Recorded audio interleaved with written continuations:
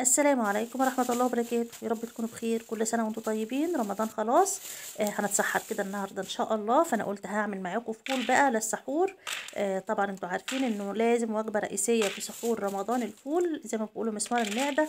بيشبع وبيفضل في المعدة مدة طويلة، فبيدينا دايما الاحساس بالشبع. المهم ان هو لازم يكون على مائدة السحور في رمضان، وكمان في ناس بتحبه على الفطور، فانا قلت هعمله معاكم بقى النهارده. انا ما بحبش اشتريه من بره بصراحه، ما بقتنعش بالفول اللي بيجي جاهز من بره، فبحب اعمله على طول في البيت. انا بقى هدمسه معاكم في حله الضغط. طبعا انت لو متوفره عندك اعملي فيه، هتوفر عليك الوقت قوي. يعني بتدمس الفول في حوالي ساعه ونص، ما بتاخدش اكتر من كده، بيطلع ما شاء الله دايب وبيكون زي الزبده. لو مش موجوده عندك دمسي بقى في الفواله او في حله. بس طبعا الفواله والحله مش بتضيفي ليهم غير ميه بتكون مغليه، وكمان ما بتكشفيش عليه عشان مش يسود. لكن حله الضغط مش بتفتحيها طبعا غير بعد ساعه ونص، بتضمن ان هو استوى، فمش بتعرض بقى لاي هواء يأكسده ولا يغير لونه. انا عندي هنا بقى كيلو فول من الدميسه. انا بحب اجيبه الفول البلدي علشان يدوب بسرعه. هنقيه كده واشيل منه اي حبه كده مش حلوه. بعد كده هضيف ليه بقى. هنا انا بحب احط عليه غله.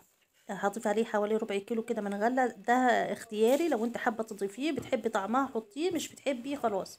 بس انا عن نفسي انا بحبها قوي، فبضيف عليها حوالي ربع كيلو كده على الكيلو. بضيف ربع كيلو من الغله. برضو بنقيها كده واحطها معاه. ممكن لو عندك عدس ضيفي كمان عدس. انا عندي بقى فول مدشوش او مجروش، هضيفه عليه. برضو بيدي قوام كده وبيخلي قوامه سميك وما يكونش فيه ميه. انا الفول ده كان باقي عندي من طعميه، انا هنزل لكم فيديو للطعميه بعد الفيديو ده على طول ان شاء الله، فضفته عليه. انا هاخد بقى المقادير دي كلها، بغسلها كويس وبنقعها في ميه مش اقل من ساعتين. ممكن تنقعيه في ميه من بالليل لحد الصبح، او مثلا من 5 ل6 ساعات، بس انا بصراحه ما بحبوش ينتقع قوي، بحس ان طعمه بيتغير. انا هنقعه بس ساعتين كده، وبعد كده هغسله كويس واشطفه من ميته. هكون انا بقى مجهزه عندي حله الضغط، حاطه فيها ميه تغلي. انا بحب برضو اغلي الميه الاول علشان احافظ على لون الفول. بعد كده بضيف عليه بقى.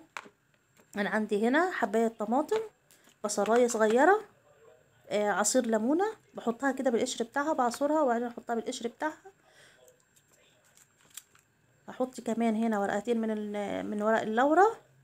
عندي هنا كمان كام فص كده من الثوم، حوالي اقل من نص الراس بتاعه الثوم. وعندي كمان معلقه من الكركم، هتديله لون جميل قوي. يعني هتخلي لونه كده اصفر. ولا بحط بقى بيكنج باودر، ولا بحط الاضافات اللي الناس بتحطها دي. بس هو ورقه اللورا بتدي نكهه كده، حط فيها. وكمان البصله بتدي طعم حلو ليه.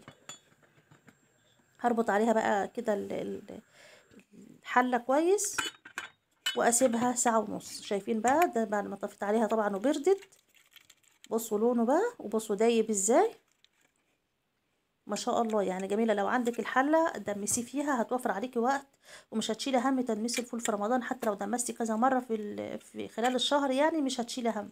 لو مش متوفره عندك بقى خلاص، دمسي في الفواله عندك. بس اهم حاجه ما تفتحيش عليها كتير، ما تشيليش الغطا من عليها كتير.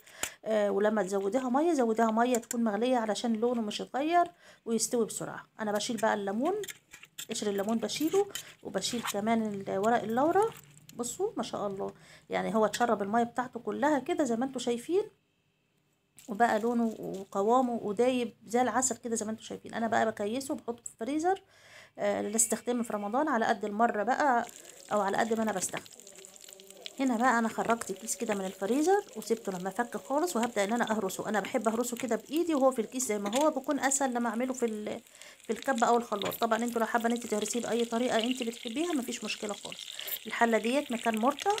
انا كنت مسيحه فيها سمنه كده، فدي مرته باقيه من السمنه. هضيف فيها حوالي معلقتين من زيت الزيتون، وهحمر فيه توم. حوالي 3 4 فصوص توم كده، فرماهم. اول ما يطلع الريحه بتاعتهم ويتحول لونهم للون ذهبي شويه كده، هضيف ليهم بقى هنا حبايه من الطماطم وقرن من الفلفل من الفلفل الحراق. ده فلفل حراق وحبايه طماطم. طبعا الفلفل ممكن تستخدميه بارد لو انت حابه. بسيبهم كده لما بيتسبكوا مع بعض. هنزل عليهم بالبهارات بقى بتاعتي، ملح وكمون اهو، وفلفل احمر. فلفل احمر حلو، بابريكا حلوه. بقلبهم كده، وبعد كده بنزل عليهم بالفول. طول ما انا واقفه بقى كده بهرس في الفول بايدي كده، او هرسيه باي طريقه، بس انا بحب الطريقه دي قوي علشان ما يكونش يعني ناعم قوي كده ويكون ليه قوام. انزل بيهم بالفول كده وهقلبهم وبس كده. بألف هنا ورمضان كريم، ويا رب الطريقه بتاعتي تعجبكم. يا ريت بقى لو عجبتكم تدعموني باللايك والسبسكرايب. والسلام عليكم ورحمه الله وبركاته.